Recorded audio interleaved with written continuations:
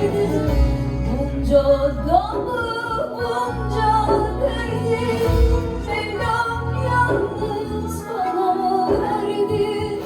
Herkes muradına erdi.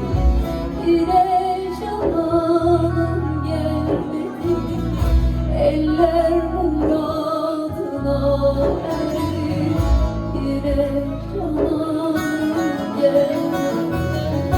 Erisin dağların karı, geçti ömrümün baharı.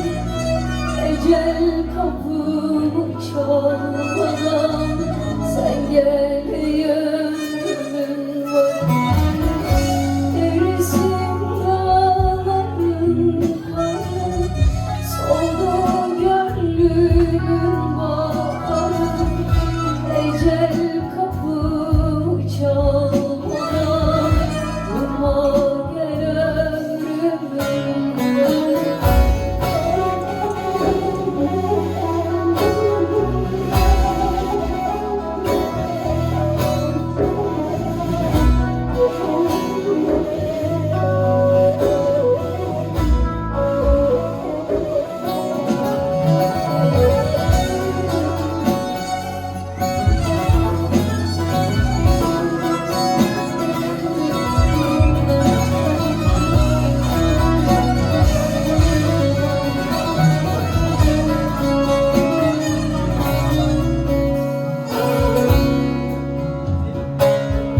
takasım yok yürümeye, gidip cananı görmeye.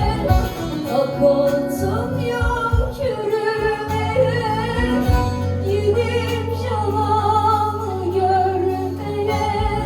Can başladı çürümeye, yine cananım geldi.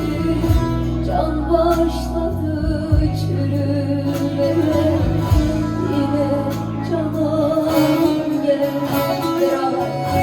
Erisin dağların karı, geçti ömrümün baharı. Ecel kapımı çalmadan durma